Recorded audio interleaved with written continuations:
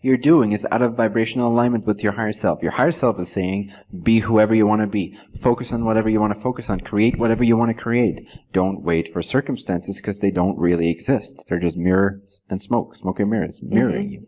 When you keep waiting, your frequency is out of alignment with the truth of your being. Right? That is the frustration. The frustration is not that things don't happen fast enough. The frustration is that you keep waiting. You may conscious with your limited conscious mind, you may think it doesn't serve you, but discover the unconscious mind, which still believes it serves you. Because addiction is nothing but an expression of your beliefs still. There is no addiction. It's not a thing that exists. Yeah. There is choosing. And you're choosing to continue a similar pattern because you believe it still serves you. For example, or just anything, whether it's high or low frequency, doesn't really matter ultimately. It can be high frequency to one person, but it can be low frequency to you. You are the high or low frequency, not the thing, not the cigarettes, not the whatever you're addicted to, not the pattern. Everything is inherently neutral. Smoke and mirrors are empty of meaning, empty of vibration in that sense. They're not really empty of vibration, they are vibrational. But they're empty of value. They're empty of right or wrong, high or low. You are either high in your alignment or out of alignment, which we could call low frequency. Does that make sense? The symbol of whatever your addiction is, it may be a pattern of keep doing something a certain way or you keep waiting. But to call that an addiction is to excuse yourself and to say, okay, this is outside of my creatorship. While you created the entire universe, you say, except for this thing. I created all that is, but not this pattern. So I'm still addicted to it. There's nothing I can do about it.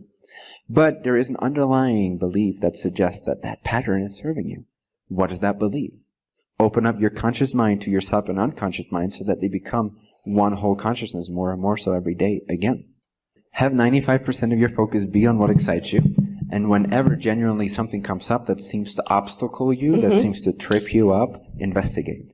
As soon as you've come to clarity about it, restart, or not restart, but re-enter your flow of acceleration and excitement and joy and being absolutely oblivious to circumstances. Then when something trips you up, investigate. What is it? Clear it up. Identify the belief. See if it still serves you.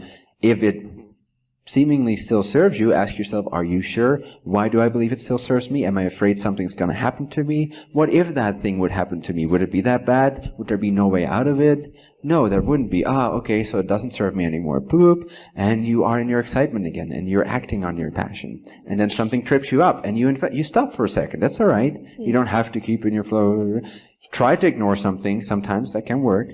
But sometimes you just need to see that thing and investigate. Because you're accelerating, you're expanding your frequency, and in that new frequency heaven on earth domain, closer to heaven on earth domain, there are certain frequency beliefs that simply don't fit in, that you're trying to carry with you. It's like trying to carry a cube of ice with you as you approach the sun. It just doesn't work. It can't be there.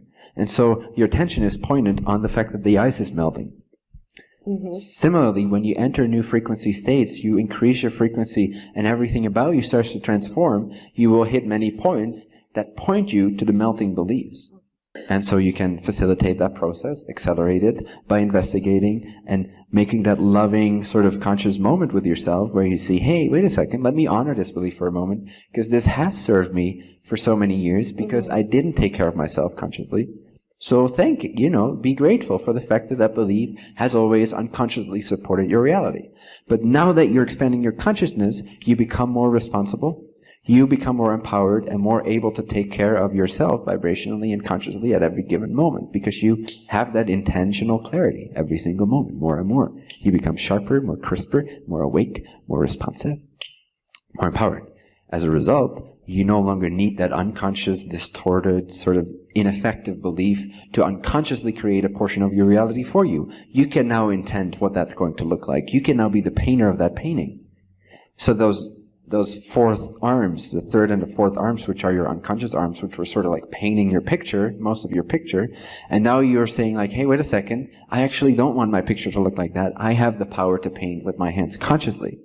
As you start doing that, you start bumping into your unconscious arms that are also painting the picture because that's what they know. They're trying to serve you, right? They've always served you. So ask them, or ask yourself, how do I believe these beliefs serve me?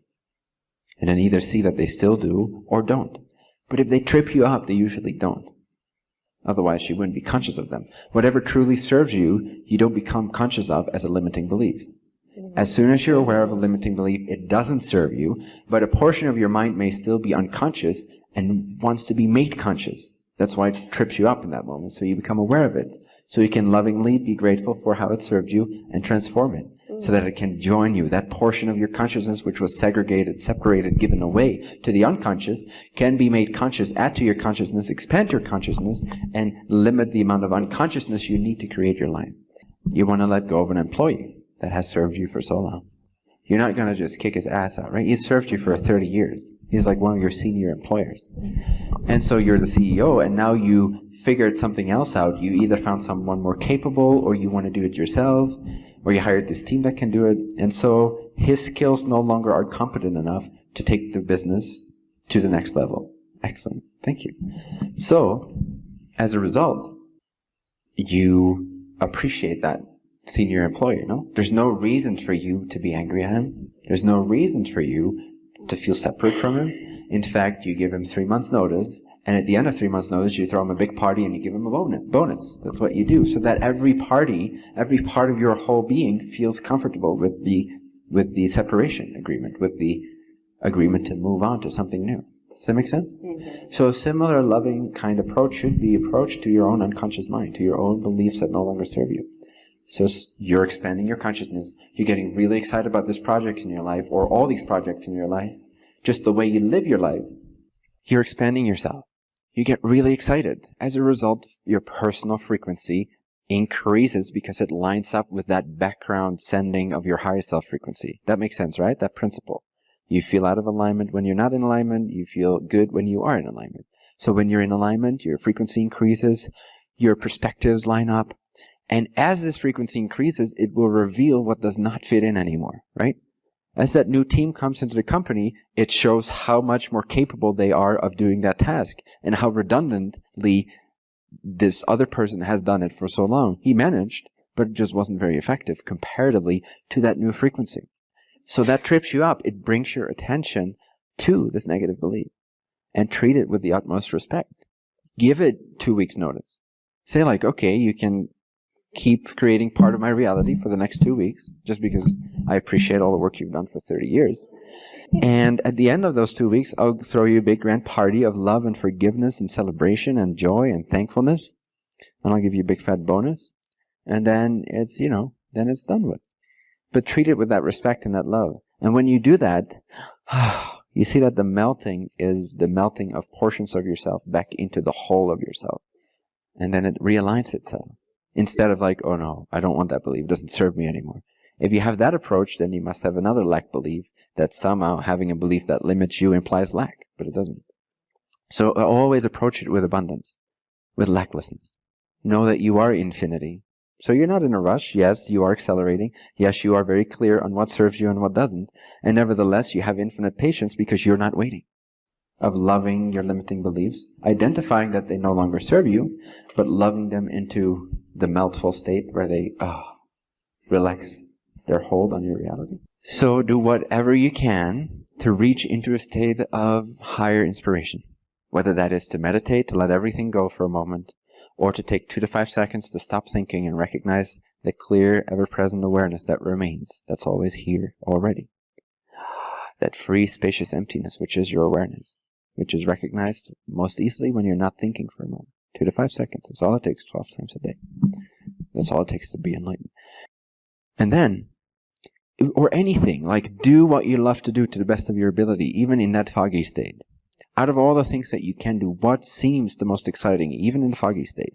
Do that, because anything that uplifts you a little bit gives you access again to that clarity, that bigger point of view, from which you can very clearly see, this is where I went wrong in terms of believing in an idea that no longer serves me. This is where I chose depression. This is where I thought it served me to think that, I can be myself because of this or that. And in that state, find something that uplifts you at least a little bit, that clears the fog a little bit. If you can't find a clear answer immediately, find something that excites you, even if it's a temporary antidote, doesn't matter. Temporary avoidance, that's all right. Just for that moment, increase your frequency somehow, manipulate it artificially if you need to, not that it is artificial. And then from that space, you'll see more clearly where your depression comes from. And then you can feel again what you actually want. Because when you're depressed and you're not noticing why you're depressed and you keep going in that direction for a couple hours or a couple days or a couple weeks or 20 years, then it's hard to find out why you're depressed because you don't have the contrast consciousness. You're not aware of what you actually want. You're not clear on who you actually are. And the things that excite you in life, whether they're actions or ways to apply your consciousness or contemplations or meditations or watching one of my videos or whatever helps you manipulate yourself for that moment to get back in touch with your alignment. From that space of clarity, you will have the eyes to see above the fog and you will see where the fog originated from. And then you can ask yourself the question, how did I believe it served me to enter depression?